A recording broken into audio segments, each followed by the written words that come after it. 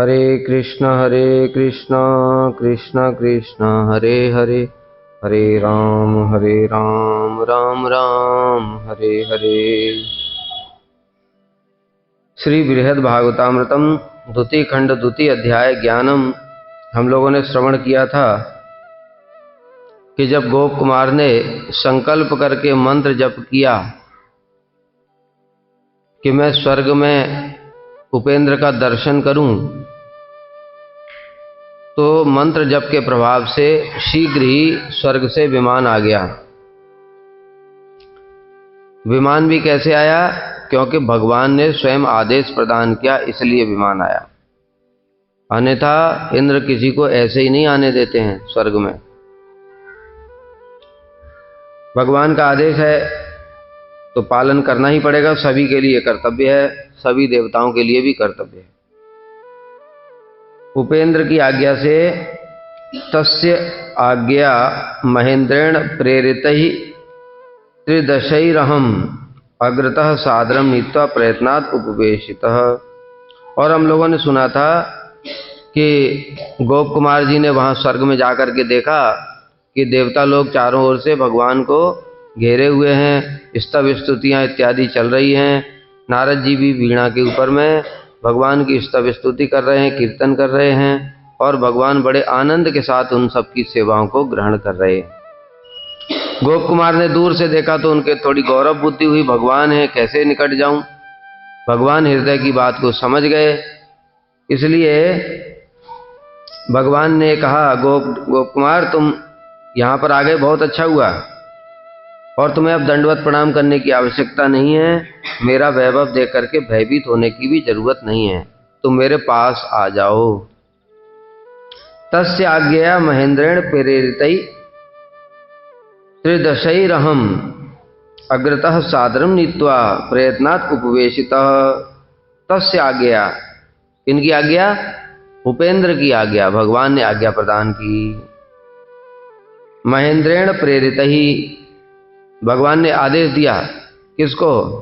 इंद्र को आदेश दिया, जाओ गोप कुमार को पास लेकर के आओ।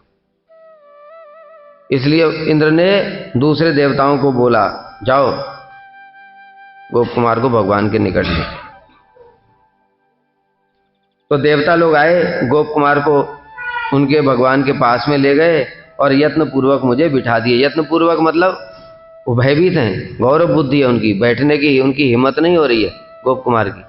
फिर उनका चिंता करने की जरूरत नहीं, भगवान कह रहे हैं ना, तुम क्यों चिंता कर रहे, बैठो।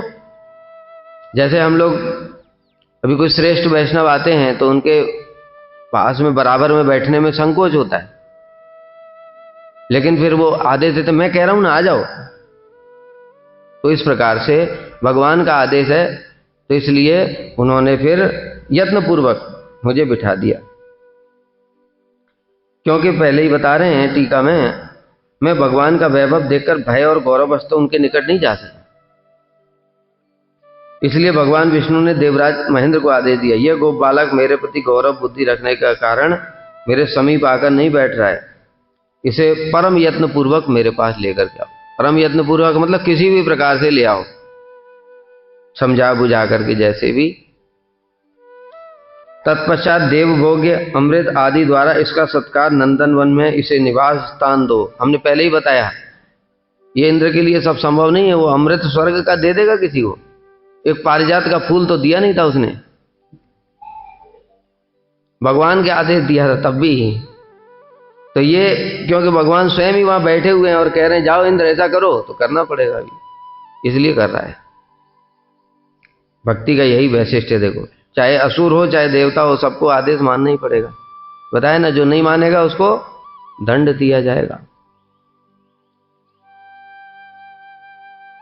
इंद्र ने प्रभु का आदेश पाकर के देवताओं को इशारा किया, जाओ ले आओ। देवगण आदर सहित मुझे भगवान के समीप ले गए और यत्न पूर्वक मुझे वहां पर बिठा दिया। दिव्यै द्रव्यै तर्पितो नंदन आखे अरण्ये वासम प्रापितो अगाम प्रहर्षम वीक्षे काचित तत्र भीर्नास्ति शोको रोगो मृत्युर्ग्लानिर आरती जराच। दिव्यई द्रव्यई, और उसके पश्चात में नंदन आखे, नंदन कानन वन में मुझे वास स्थान दिया गया। भगवान का आदेश है, चीफ गेस्ट आए हुए हैं, इसलिए उनको स्पेशल ट्रीटमेंट किया जाएगा। नंदन कानन में सबसे बढ़िया जो उनका गेस्ट हाउस होगा स्वर्ग में इंद्र का, उसमें उनको वास स्थान दिया गया, भगवान ने बोला है ना, इसलिए।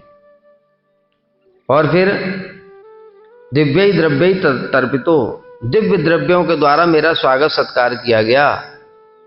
दिव्य द्रव्य अर्थात अमृत आदि दिव्य द्रव्य, जो कि बताए ना, साधारण की बात छोड़ो, विशेष से विशेष लोगों को भी प्राप्त नहीं होते। साधारण लोगों की तो बात ही छोड़ दो, अमृत के लिए तो सारी मारा मारी है, उसको कैसे इंद्र किसी को दे देगा? ये सर्प लोग प्राप्त करना चाहते थे, एक बार सर्प लोग प्राप्त करना चाहते थे, क्योंकि जो गरुड़ जी हैं, इनकी माता जी विनीता, इनके साथ में कद्रू का शर्त हुई थी। जब उच्च श्रवा घोड़ा समुद्र मंथन से निकला, उस समय दोनों में शर्त हुई कि विनीता ने बोला ये घोड़ा सफेद है पूरा, पूंछ भी सफेद है। कद्रू ने बोला नहीं, घोड़ा तो सफेद है, पूंछ काली है। और पूंछ सफेद ही थी, ये कद्रू को पता था, लेकिन फिर भी बोला। तो कहता है ठीक है, कल सुबेरे चल करके देख लेंगे पास में।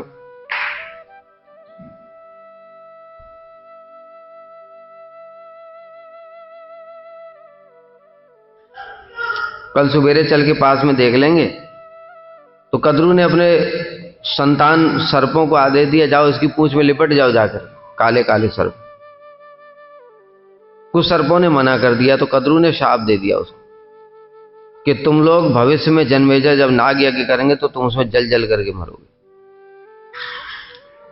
और दूसरे जो थे सर्प, उन्होंने फिर आज्ञा मान ली, वो लिपट गए जाकर के पूंछ में। तो विनीता शर्त हार गई। तब उन्होंने कहा अब तुम हमारी दासी हो। शर्त यही हुई थी कि जो हारेगा वो दासी बनेगी। अब विनीता दासी हो गई, तो दासी का पुत्र भी दास। अब गरुड़ जी महाशक्तिशाली भगवान के वाहन हैं, और वो उनके दास बन करके घूम रहे हैं। ये सारे जितने सर्प लोग हैं, गरुड़ को आदेश दिया करते, चलो हमको पीठ पर बिठाओ, आज इधर घूमने जाना है। और गरुड़ जी को बड़ा खराब लगता। गरुड़ जी को मालूम नहीं था कि बेईमानी हो गई, नहीं पूछा बाद में। गरुड़ जी को बड़ा खराब लगता है कि हम इतने शक्तिशाली हैं, इनसे बलवान हैं, हम इनकी नागों की आज्ञा क्यों मान रहे हैं। एक दिन माता जी से पूछा, तो माता जी ने पूरी बात बताई, ऐसे ऐसे हुआ था, इन लोगों ने ऐसे करा, छल किया मेरे साथ, अब इसलिए हम। तो फिर उन्होंने कहा कि हम इससे कैसे निजात पा सकते हैं, इस दासत्व से मुक्ति कैसे मिलेगी। तो उनका पूछो कद्रू से और उनके सर्पों से। तो उन लोगों ने बैठ करके मीटिंग की और कहा कि अगर तुम हमको अमृत ला करके दे दो तो हम तुमको छोड़ देंगे, दासत्व से मुक्त कर देंगे। गरुड़ जी ने कहा ठीक है। गरुड़ जी गए स्वर्ग में, इंद्र से कहा, भाई इंद्र को पहले ही पता चल गया था अमृत लेने के लिए आ रहे गरुड़ जी, और उसने अपने सेनाओं को भेजा, और गरुड़ जी ने मारा एक पंख घुमा करके, तो इधर गिरा कोई उधर गिरा, सब छटपटा करके भागे। फिर इंद्र आया युद्ध करने के लिए, इंद्र ने भी कुछ नहीं कर पाया, तो वज्र मार दिया। वज्र मार दिया तो गरुड़ जी ने एक छोटा सा पंख टुकड़ा एक गिरा दिया वज्र का सम्मान करने के लिए। फिर जो इंद्र को दिया घुमा करके, इंद्र की हालत खराब हो गई। जब हालत खराब हो गई तब कहता है गरुड़ जी आप पहले तो युद्ध कर रहा था, पहले शरणागत नहीं हुआ, अब जब मार नहीं पाया, लड़ नहीं पाया, तब कह रहा है गरुड़ जी देखिए आप तो जानते हैं ये अगर सर्पों को अमृत मिल जाएगा तो ये तो पूरी सृष्टि में त्राही त्राही कर देंगे।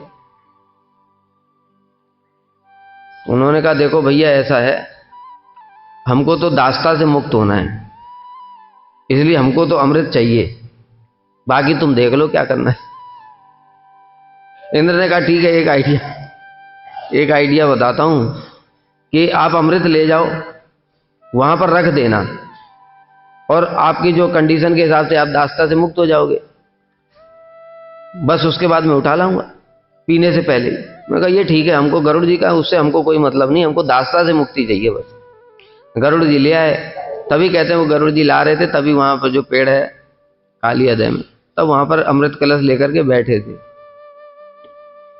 ऐसा वर्णन आता है। तो फिर लेकर के आए और वहां रख दिया, और शर्त के अनुसार दासता से वो मुक्त हो गए, गरुड़ जी अपना चले गए और ये कुश के आसन के ऊपर में रख दिया था। और सर्पों ने कहा चलो जल्दी जल्दी स्नान करो, आचमन करो, जल्दी पियो, स्नान करना पड़ेगा। स्नान करने के लिए गए, इतनी देर में इंद्र उठा ले गया।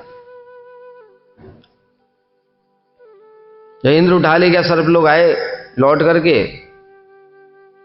और देखा अमृत तो नहीं है, तो सोचा यहां पर शायद बूंद बूंद गिरी हो एक आध, उसको ही चाट लिया कुछ को, तो जीव के दो हिस्से हो गए, इसलिए सर्पों की जीव दो है। हाँ कुछ कुछ क्या कुछ और बोल दिया मैंने? जीव के दो टुकड़े हो गए, लेकिन बूंद भी नहीं स्पर्श, बूंद मिली नहीं थी, क्या करे। तो इस प्रकार से कहने का ये मतलब है कि भाई अमृत के पीछे ही मारा मारी है, बहुत बार ये सब झगड़े हुए हैं अमृत के लिए, तो इंद्र किसी को देता नहीं है, लेकिन यहां पर आदेश किसका है? भगवान का आदेश है। भगवान का आदेश है, देना ही पड़ेगा। इसलिए गोप कुमार को बढ़िया सेवा करके प्रेम से पिला रहे हैं। यद्यपि गोप कुमार को अमृत की कोई जरूरत नहीं है, उनके पास चिंतामणि है। अमृत क्या है? अमृत तो अत्यंत तुच्छ वस्तु है। ये देवता लोग स्वर्ग के सुखदेव गोस्वामी के पास भी लेकर के आए थे कि आप हमें ये भागवतामृत दे दो और बदले में ये अमृत ले। सुखदेव गोस्वामी ने कहा ये भागवत अमृत भगवत स्वरूप साक्षात, और कहा ये तुच्छ जड़ अमृत, इन दोनों की कोई तुलना नहीं है, जाओ यहां से। जो वर्णन है ये पुराण में। तो वहां निवास करते हुए मैंने देखा वहां किसी प्रकार का भी भय नहीं है। वीचे काचे तत्र भीर नास्ति, भी मान भय नहीं है। शोक, किसी प्रकार का दुख नहीं है। रोग भी नहीं है, मृत्यु भी नहीं है, ग्लानि नहीं है, बुढ़ापा नहीं है। कितनी बढ़िया जगह है। सब अमृत पी करके एकदम जवान रहते हैं। इसलिए तो ऐसे थोड़ी यहां पर इतनी मेहनत कर करके यज्ञ करते। यज्ञ करना कोई आसान बात होता है? तदनंतर देवताओं ने मुझे नंदन वन में वास करवाया। वहां देवताओं द्वारा भोग अमृत आदि द्रव्यों का भोग कर मैं परितृप्त हो गया।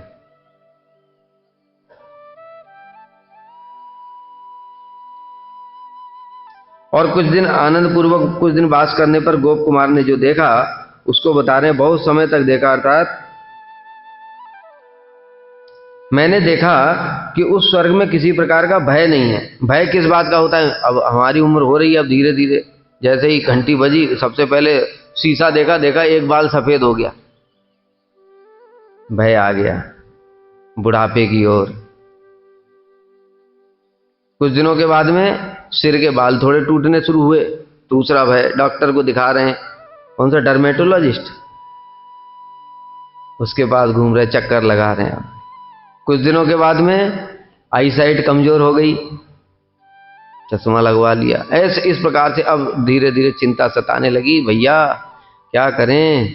जैसे तैसे पैसा जिसके पास है वो तो खूब कोशिश करता है, दे धनाधन, डॉक्टर, दवाइयाँ, ये वो, कुछ ना कुछ करके जवान बना रहा हूं, पर काल की गति से कोई बच नहीं सका। माइकल जैक्सन को काल उठा ले गया। उसने डॉक्टरों की पूरी टीम लगा रखी थी। 100 साल तक कोई कुछ नहीं बिगाड़ सकता उसका, ऐसा सोचता था वो।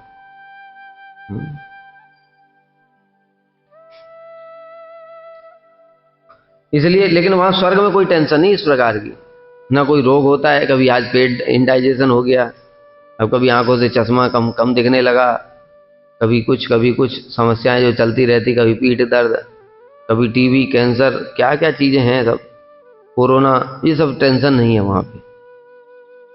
शोक भी नहीं है इस कारण से, मृत्यु भी नहीं है, ग्लानि भी नहीं है, आर्त, ये सब नहीं। संतुवा कतिचित दोषात तानहम गणयामि न तादृशम जगदीशस्य संदर्शन सुखम भजन। एक बात और भी थी, किंतु उसमें सब कुछ तो अच्छा था, कुछ दोष भी थे स्वर्ग में। ये दोष किस प्रकार के हैं? वही जो भोग इत्यादि चलते हैं, इन दोषों की बात कर रहे हैं। जो वहां पे अप्सराएं हैं, फिर जो जब इंद्र इत्यादि उनके साथ में फिर भोग करते हैं, तो ये सब दोष हैं। भक्ति में बाधा है सबसे बड़ी। किंतु मैंने उन पर कुछ ध्यान नहीं दिया, क्योंकि गोप कुमार बड़ी उच्च अवस्था में पहुंच चुके हैं, उनका इस तरफ चित्त जाता ही नहीं है। पहले ही बताया था, गोपाल मंत्र के प्रभाव से उनका चित्त पहले ही शुद्ध हो चुका था। गोवर्धन में रहते हुए चित्त शुद्ध हो गया था, संसार से वैराग्य हो गया था, किसी वस्तु में उनकी अब आसक्ति नहीं थी, तभी तो घर छोड़ा था। तो पहले ही वर्णन आ चुका है। तो वहीं पर ऐसी अवस्था थी, फिर उसके ऊपर तो बहुत कुछ कर चुके हैं। अभी राजा के पास गए, फिर वहां पर सेवा की, फिर जगन्नाथपुरी में ठाकुर जी की सेवा की, तो अब चित्त बहुत शुद्ध हो गया। और फिर गुरु जी ने कृपा करके ऐसा वरदान भी दे दिया था कि अब कोई माया वाया इनको स्पर्श नहीं कर सकती। इसलिए उनको देखकर भी कोई फर्क नहीं पड़ता। जैसे नारद जी हैं, नारद जी ने देखा नलकुबर मणिगुरु और जल स्नान कर रहे हैं निर्वस्त्र होकर के, स्त्रियां भी, देव स्त्रियां वो भी थी उनके साथ में, नारद जी को कोई विकार नहीं हुआ। सुखदेव गोस्वामी हैं, इस प्रकार से महापुरुषों को कोई विकार नहीं होता है। और ये गोप कुमार भी अब साधारण नहीं है। जो सोचो मंत्र जप के प्रभाव से स्वर्ग में चले गए, विमान सशरीर विमान लेकर के, साधारण व्यक्ति कैसे पहुंच सकता है?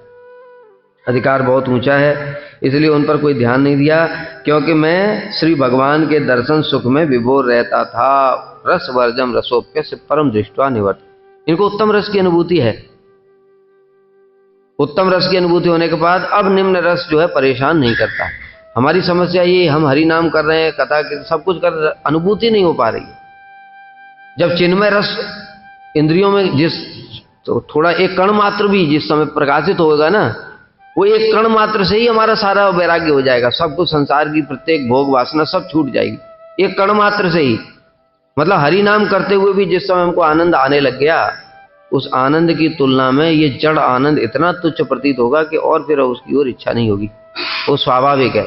तब तक बुद्धिपूर्वक वैराग्य करना पड़ेगा। और भी दोस्त है वहां पर, क्या स्पर्धा आदि, वहां भी कंपटीशन रहता है, ईर्ष्या रहती है वहां पर भी देवताओं में परस्पर।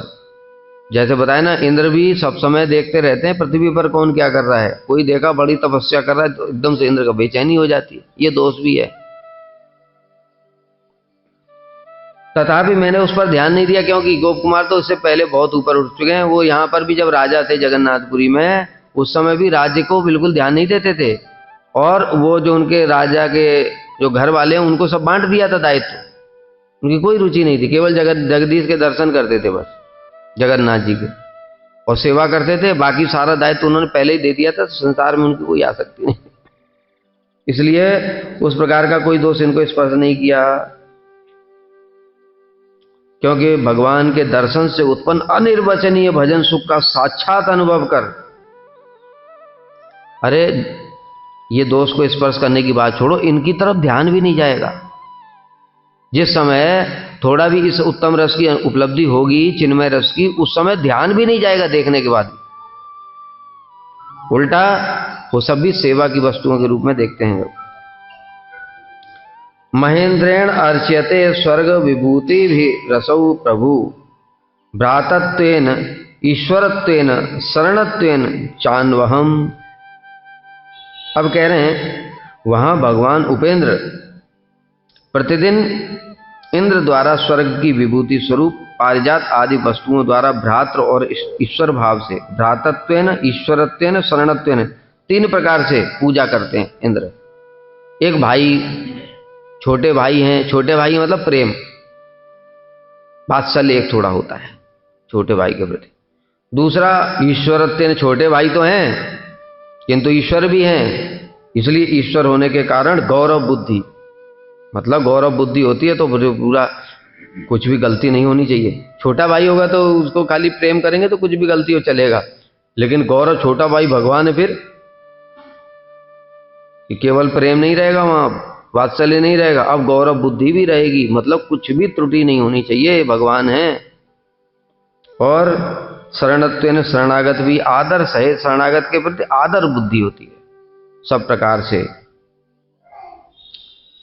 उपेंद्र के वैभव के संबंध में कह रहे हैं, उपेंद्र प्रतिदिन स्वर्ग के विभूति स्वरूप अमृत और पारिजात द्रव्यों के द्वारा अर्चित होते हैं। और भी वहां पर बहुत सारी चीजें होंगी, ये 2 मुख्य तो हम जानते ही हैं, पारिजात जिसकी दिव्य सुगंध होती है, और दूसरा अमृत। इनको प्रतिदिन ठाकुर जी की सेवा में लगाते थे इंद्र। किस भाव से अर्चित होते हैं, यानी इंद्र का भाव क्या होता है, तीनों भाव मिक्स होते हैं। वात्सल्य छोटे भाई के कारण, गौरव बुद्धि भगवान होने के कारण, और शरणागत भी हैं क्योंकि भगवान ही उनको सब कुछ पालन करने वाले हैं स्वर्ग का, इसलिए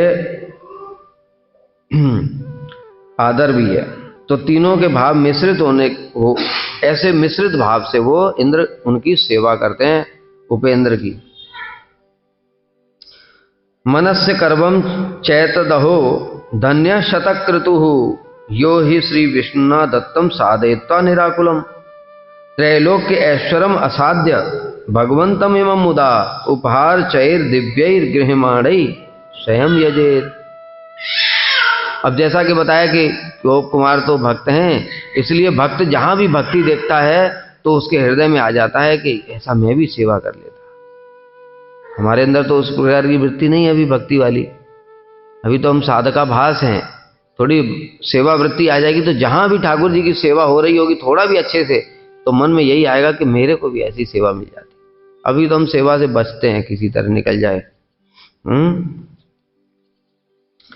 इसलिए मनुष्य कर्वम, मन ही मन चिंता करने लगा। चैतत क्या, अहो धन्य शतक्रतु, अहो ये इंद्र का क्या सौभाग्य।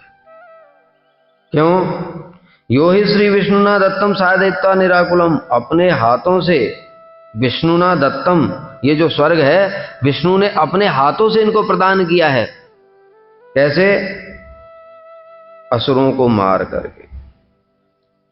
त्रिलोक के ऐश्वर्यम असाध्य, मतलब त्रिलोक का जो ऐश्वर्य है वो साधारण नहीं है, इसको प्राप्त करना बड़ा दुष्कर है, लेकिन भगवान ने अपने हाथों से असुरों से लेकर के और इनको प्रदान किया।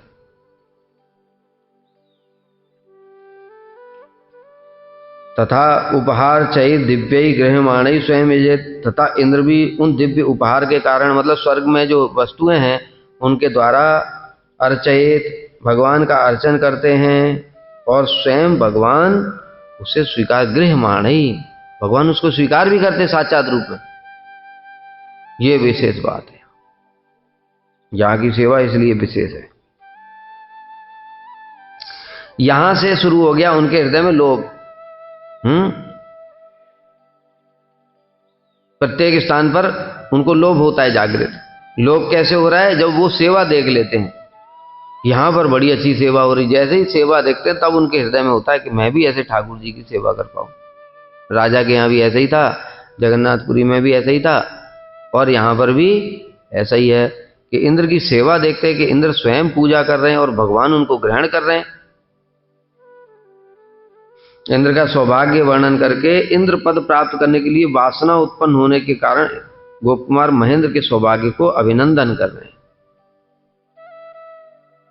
मन ही मन चिंता करने लगा। अहो शतक्रतु इंद्र परम धन। शतक्रतु, शतक्रतु क्यों बोला? शत माने 100, क्रतु माने यज्ञ। 100 अश्वमेध यज्ञ किए उन्होंने, तब जाकर के इंद्र पद प्राप्त हुआ। आसान बात नहीं है। अभी एक अश्वमेध यज्ञ के विषय में पढ़ोगे तो कितना मुश्किल काम है। देखा ना, बलि महाराज वो जो पुरोहित हैं उनको भी संतुष्ट करना पड़ेगा। यज्ञ का घोड़ा जाएगा, अब घोड़ा जहां जहां जाएगा उसको किसी ने पकड़ लिया, उसके युद्ध करना पड़ेगा। कितना मुश्किल काम है, कितने युद्ध करने पड़ेंगे। और फिर यज्ञ भी पूर्ण हो गया, उसके बाद में दान दक्षिणा देनी पड़ेगी, और दान जो जैसा चाहता है उसको वैसा दान देना पड़ेगा, सबको संतुष्ट करना पड़ेगा। आसान बात नहीं है सब। तो शतक्रतु 100 यज्ञ करने के कारण अश्वमेध यज्ञ, उनको नाम शतक्रतु, तब इंद्र पद प्राप्त हुआ है। और भगवान ने अपने हाथों से असुर संहार आदि के द्वारा त्रिभुवन को निष्कंटक कर त्रिलोक का ऐश्वर्य इन शतक्रतु को प्रदान किया। वर्णन मिलता ही है। ये भगवान ने असुरों का संहार किया और उसके बाद में फिर ये राज्य इंद्र को प्रदान किया। बलि महाराज को तो बंदी बना लिया था, तो असुरों ने आक्रमण कर दिया था। तब जब असुरों का संहार करने लगे भगवान, वहां पर और भी भगवान के परिकर लोग भी आ गए थे। युद्ध हुआ, भगवान ने उनके परिकरों ने असुरों का संहार किया। तो बलि महाराज ने असुरों को समझाया कि देखो दैव विपरीत है, जिस देव ने हमको ये राज्य दिया था उसी देव वही अब हमसे विपरीत हो गया है, इसे युद्ध करने से कोई लाभ नहीं, छोड़ दो। तब असुर लोग भी वहां से चले गए। तो इस कारण से कह रहे हैं कि ये असुरों का संहार इत्यादि किया और त्रिलोक का ऐश्वर्य शतक्रतु को इंद्र को दिया। ये तो खैर गौड़ बात है, लेकिन मुख्य बात क्या है अब गोप कुमार जी जो बता रहे हैं वो है कि इंद्र दिव्य उपहारों के द्वारा भगवान का अर्चन करते हैं और भगवान स्वयं ग्रहण करते हैं। ये मुख्य बात है, ये सेवा मुख्य है। एवं ममापि भगवान अयम किम कृपस्यति इति तत्रावसम कुर्वन् स्वसंकल्पम निजम जपम। अब इच्छा उत्पन्न हो गई। अब इच्छा उत्पन्न हो गई तो इच्छा पूर्ण करने के लिए उनके पास में चिंतामणि है, कुछ देखने की उनको जरूरत ही नहीं है। कैसे इच्छा पूर्ण होगी ये भी सोचने की भी जरूरत नहीं है। उनके पास में चिंतामणि है, गोपाल मंत्र, गुरु जी ने मंत्र दिया है, इसलिए इच्छा हो गई। अब नंदन कानन में जहाँ रहते थे, जैसे ही एकांत मिलता ठाकुर जी का दर्शन कर ठाकुर जी चले गए तो वो अपने रूम में चले गए और रूम में जाकर के बैठ करके संकल्प के साथ मुझे भी इस प्रकार इंद्र की तरह सेवा प्राप्त हो, और बस मंत्र जप करना शुरू कर दिया। इंद्र को पता नहीं है ये बात।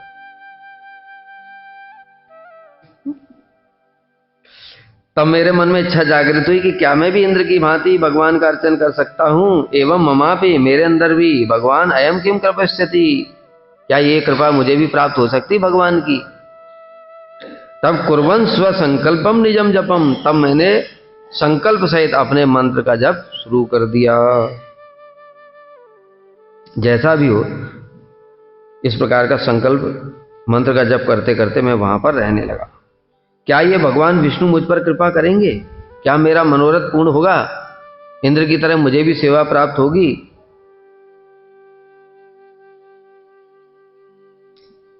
क्या मेरा ऐसा सौभाग्य होगा जिसके द्वारा मेरी ऐसी असंभव वासना भी सफल होगी? असंभव क्यों बोला? असंभव क्यों बोला? क्योंकि 100 अश्वमेध यज्ञ करने के बाद मिलता है वो। अभी वो कहां, वो तो स्वर्ग में ही बैठे हैं। अश्वमेध यज्ञ तो यहां होते हैं, और 100 यज्ञ करने के लिए कितना टाइम चाहिए? इसलिए सब आसान बात नहीं, इसलिए कह रहे हैं असंभव वासना। ये तो बिल्कुल असंभव जैसी चीज है, फिर मेरी ये कैसे पूर्ण हो सकती है? लेकिन गुरुजी के वचनों में दृढ़ श्रद्धा, जो जो तुम इच्छा करोगे ये सब तुम्हारा पूर्ण करेगा, ये दृढ़ श्रद्धा ही सारी सिद्धि करा रही है। श्री भगवान अचिंत्य ऐश्वर्यशाली होने पर भी परम दयालु हैं, उनकी कृपा से असंभव भी संभव हो सकता है, ये भी है। दोनों बातें हैं, लेकिन ये बात भी मुख्य नहीं है। मुख्य है गुरु के वचनों में श्रद्धा। भगवान तो हमारे लिए भी, हमको नहीं पता कि असंभव को भी संभव कर सकते हैं। हमारा तो कुछ नहीं हो रहा है, गुरु के प्रति श्रद्धा ही नहीं है। ऐसा सोचकर संकल्प पूर्वक अपना इष्ट मंत्र जप करते करते मैं वहां वास करने लगा। अथैकस्य मुनीन्द्रस्य दूषयित्वा प्रियाम बला। अब गोपाल मंत्र का चमत्कार। इतना गोपाल मंत्र की महिमा सुन करके कहीं ऐसा ना हो कि हरिनाम छोड़ गए, गोपाल मंत्र में ही लग गए, मैं भी गोप कुमार की तरह स्वर्ग जाऊंगा। ये हरि नाम करते करते परेशान हो गया था। 10 साल 20 साल बीत गए, कुछ नहीं हो रहा है। गोपाल मंत्र जप भगवान जंग ले आया वो केक, वो तो लेना पड़ेगा। इसलिए कह रहे हैं हमको अभी गुरु वचनों में श्रद्धा नहीं है। ये सब बातें सुनते ही चित्त हिलने लगता है। ये सोचना चाहिए कि हमारे गुरु जी ने वो जो जप किया हम भी वही करेंगे। उनको गोपाल मंत्र से सिद्धि हुई, हमको इसी से होगी, क्योंकि गुरु जी ने यही जप करके आदर्श दिखाया। ऐसा भावना होनी चाहिए। अब क्या हुआ? अथैकस्य मुनीन्द्रस्य, मुनीन्द्र एक श्रेष्ठ मुनि की, मुनि इंद्र, मुनियों में भी इंद्र श्रेष्ठ मुनि, दूषयित्वा प्रियाम बलात्, इंद्र ने गड़बड़ कर दिया। उनकी प्रिया को बलात् दूषयित्वा, दूषित कर दिया। अर्थात जो इंद्र है अपना स्वभाव तो है उसका, काम क्रोध मोह कहां जाएगा? देवता होकर भी क्या ये बताए ना, न तदस्य पृथिव्याम वा दिवी देवेषु वा पुनः सत्वम प्रकृतिजैर मुक्तम यदेवी सात्रिवीर गुण। तीनों गुण से कोई भी मुक्त नहीं है। जब तक 3 गुण रहेंगे तो कभी ना कभी तो वो रजोगुण भी हावी होगा, तमोगुण भी हावी होगा, सतोगुण भी हावी होगा। सतोगुण प्रधान है, लेकिन रजोगुण तमोगुण भी आएगा। ये भी गीता में भगवान ने बोल दिया। कभी सतोगुण रजोगुण तमोगुण को दबा करके प्रधान हो जाता है तो सात्विक प्रवृत्ति दिखाई देगी। कभी रजोगुण सतोगुण तमोगुण को दबा देता है तब राजसिक प्रवृत्ति दिखाई देगी एक ही व्यक्ति में। और कभी तमोगुण प्रधान हो जाता है, उसी में क्रोध, भय, प्रमाद, आलस्य, निद्रा, ये सब दिखाई देगा एक ही व्यक्ति में। इसलिए सात्विक प्रधान होने पर भी 3 गुणों से मुक्त नहीं है, लेकिन गोप कुमार जी नहीं है। मंत्र के प्रभाव से वो निर्गुण हो जाएंगे। इसलिए इंद्र ने गड़बड़ कर दिया, जैसे गौतम ऋषि की पत्नी अहिल्या के साथ में किया था दुष्कर्म, उसी प्रकार से यहां पर भी उसने कर दिया। अच्छा, एक हमारा बड़ा समय से प्रश्न था कि जो गौतम ऋषि की पत्नी अहिल्या थी, वो अहिल्या की तो कोई गलती नहीं थी, तो फिर जो इंद्र ने किया तो दंड तो इंद्र को मिला, तो उसको गौतम ऋषि ने अहिल्या को शाप क्यों दिया? बताओ।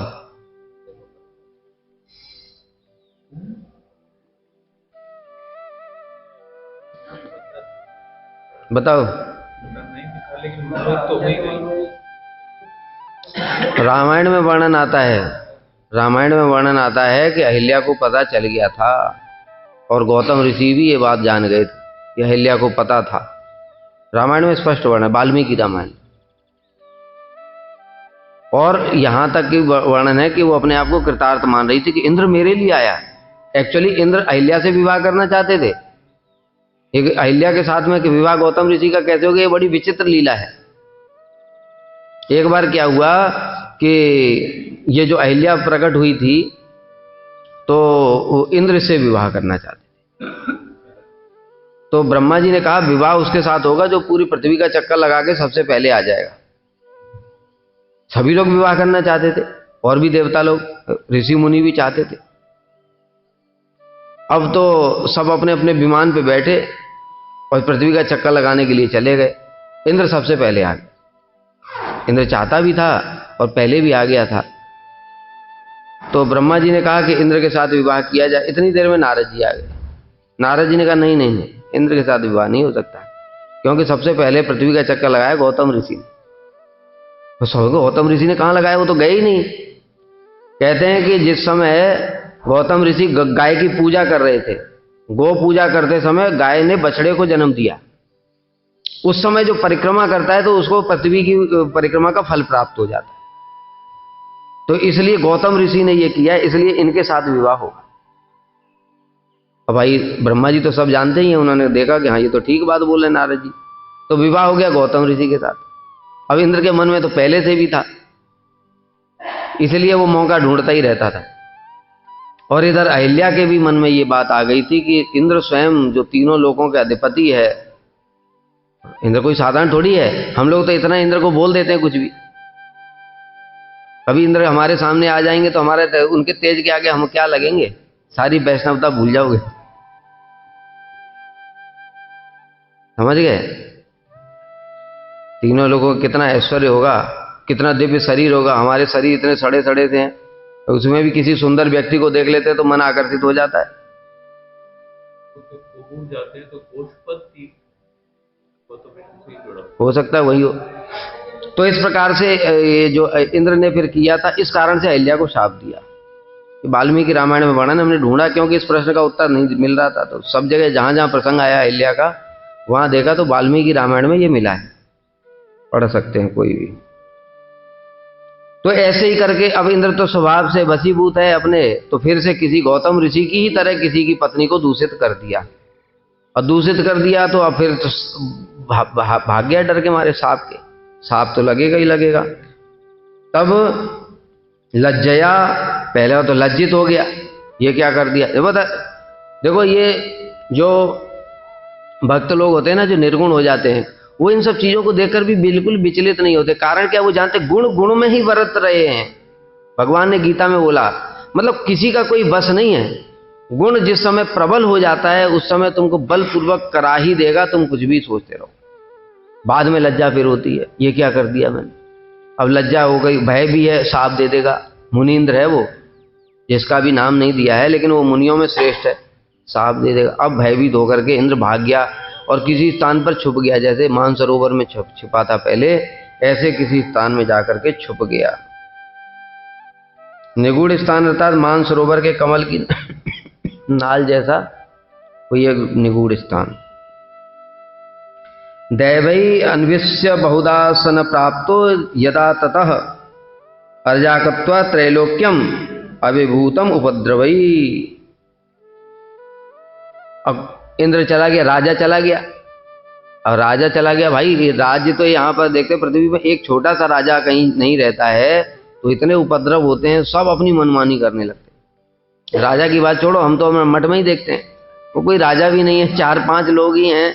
एक दिन जो शासन करने वाले हैं वो एक दिन चले जाएं और फिर उसके बाद देखो, तो ऐसी स्थिति हो जाती है। इसलिए तो भगवान ने सिस्टम बनाया, सब जगह अथॉरिटी एक चाहिए।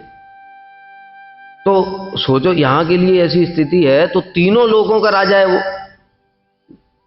वो भुवन स्वर्ग। अब वो राजा नहीं रहेगा तो फिर कितनी समस्या आ जाएंगी। इसलिए बड़े उपद्रव होने शुरू हो गए। देवताओं ने बड़ा ढूंढा, कहां गया कहां गया कहां गया, मिला ही नहीं। जब ये इंद्र इसमें मानसरोवर में कमल की नाल में छुप गया था ना, तब भी नहीं ढूंढ पाए थे देवता। क्यों? क्योंकि अग्नि सर्वत्र व्याप्त है, अग्नि से ढूंढ लेते हैं, लेकिन अग्नि जल के अंदर नहीं जा सकता, और वो जल के अंदर छुपा हुआ था।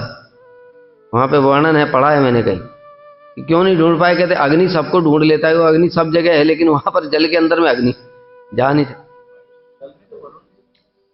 अब जो भी है वहां लिखा था, उसकी नाल में छुपा हुआ था, कमल सूक्ष्म रूप धारण करके नाल के अंदर में था। अग्नि साथ नहीं रह सकती, लेकिन वायु तो जा सकती, कुछ होगा और भी कुछ होगा,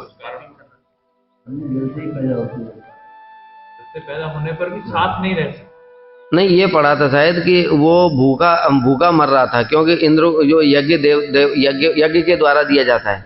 अब यज्ञ की जो आहुति अग्नि में दी जाती है, तो वो उसको पहुंच ही नहीं रही थी कि वो पानी में छुपा हुआ था।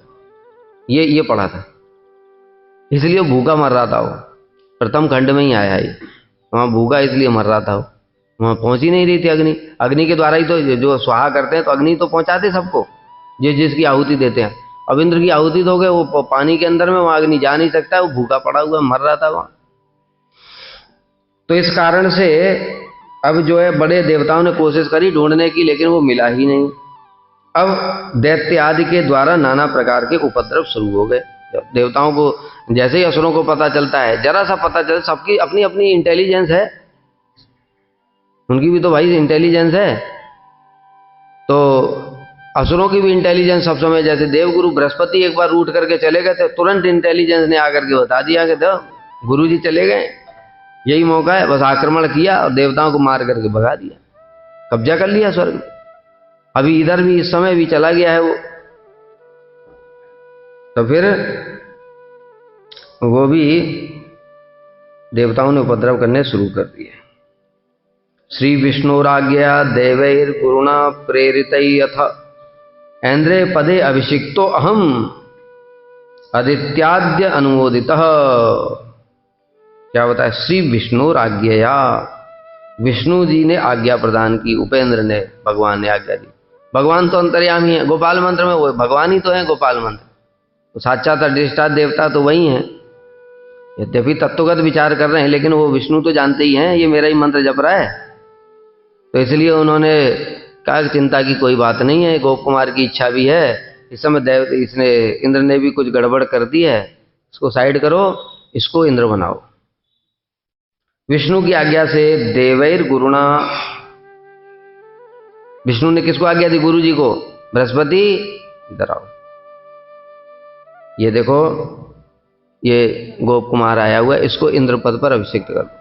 देखो कितनी बड़ी बात है, जो अभी हम लोगों ने कल सुना था, यत कर्म भी यत तपसा ज्ञान वैराग्य। 100 अश्वमेध यज्ञ के अलावा कोई उपाय नहीं है कि कोई वहां ब्रह्मा जी भी अगर चाहें कि ये मेरा पर्सनल व्यक्ति है और इसको थोड़ा मैं सोर्स सिफारिश करके और वहां इंद्र बना दूं, ऐसा नहीं होगा। ब्रह्मा जी भी किसी की सृष्टि में हैं, उनके भी लिए नियम हैं, और वो नियम भगवान ने बनाए, जो नियम है वही चलेगा। इसलिए वो भी इंद्र किसी को नहीं बना सकते, लेकिन भगवान, उनकी भक्ति करी, बस जो 100 अश्वमेध यज्ञ का फल होता है, भगवान ने कहा कि उसका फल से उससे ज्यादा तो इसको ऐसे ही फल है, उठाओ, भक्ति से ही प्राप्त हो गया, गौड़ रूप में, मुख्य रूप में नहीं। गोपाल मंत्र का गौड़ फल है ये, मुख्य फल तो सेवा ही है भगवान की साक्षात। आज्ञा से देवगुरु बृहस्पति और प्रेरित होकर के देवताओं ने मुझे इंद्रपद पर अभिषिक्त कर दिया। इंद्रई पदई अभिषिक्तो, बस। और अहम आदित्यादि, जो अदिति इत्यादि हैं और अन्य अन्य जो देवता थे, उन्होंने भी प्रसन्नता पूर्वक इसका अनुमोदन किया।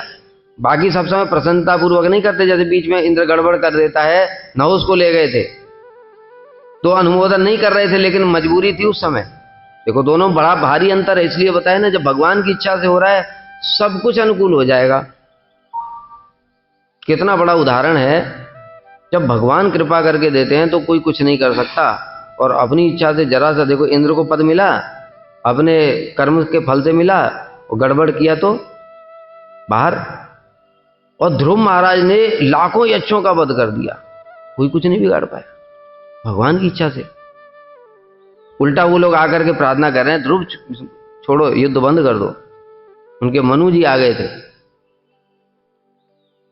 पितामह पूरे सब, तो इसलिए उन्होंने फिर उनकी बात मान करके युद्ध बंद किया। लेकिन उनका कहीं वर्णन है कि यक्षों के जो इनको मारा, उनका संहार किया, उसका दंड मिला ध्रुव को?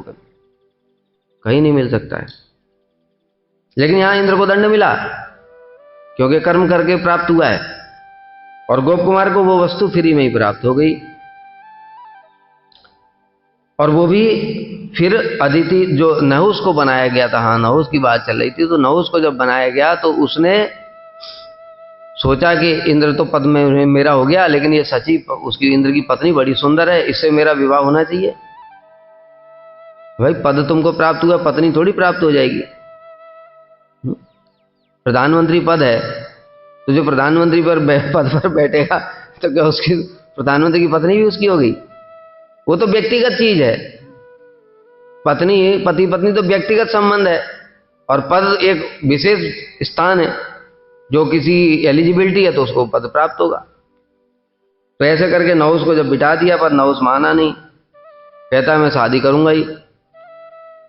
सची देवी बृहस्पति के पास गई, उन्होंने आइडिया दिया, कहते कि इसको बोलो सप्त ऋषियों के ऊपर डोली लेकर के तुम आओ विवाह करने के लिए, तब विवाह कर लूंगी मैं। बड़ा खुश हो गया, अभी राजा है, बड़ा तेजस्वी हो गया था, इतने यज्ञ किए थे उसने, बड़ा तेजस्वी हो गया था, इसलिए सप्त ऋषियों को भी आज्ञा माननी पड़ी। डोली में लग गए सब अगस्त ऋषि, कितने तेजस्वी हैं वो, उनको भी डोली में लगा दिया, कहार बना दिया बताओ। और धीरे धीरे चल रहे थे सप्तऋषि, कभी डोली उठाई उन्होंने।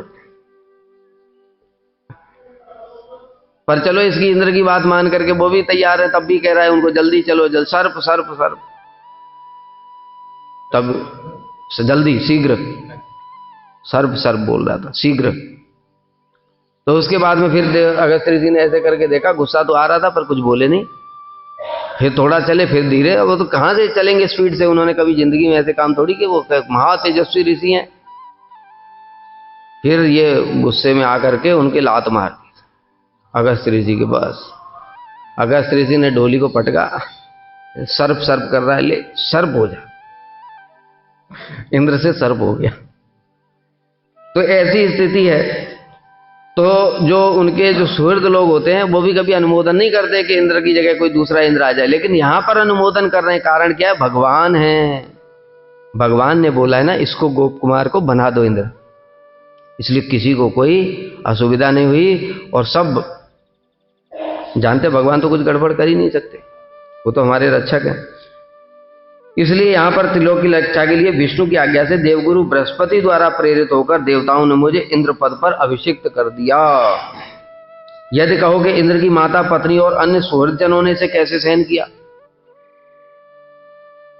आसान बात नहीं है। पत्नी स्वीकार कर ले, माता भी स्वीकार कर, इसके उत्तर में कह रहे भगवान की आज्ञा से, प्रभाव से। इंद्र की माता अदिति, इंद्र पत्नी सची और देवराज के अन्य सुहृदजनों ने किसी ने कोई आपत्ति नहीं की।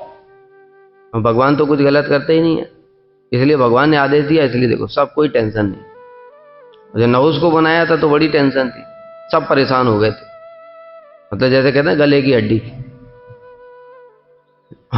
कोई इंद्र रहना भी चाहिए, और जो इसको बनाया वो भी परेशान कर रहा है, तो क्या करे।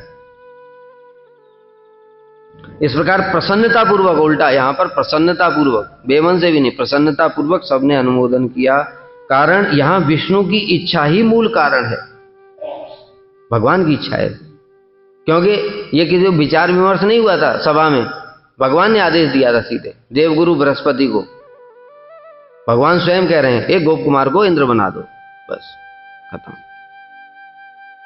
ततो अदितिम सचीम जीवम ब्राह्मणानपि मानयन त्रैलोक्ये वैष्णवीं भक्तिम पूर्णाम प्रावर्तयम सदा।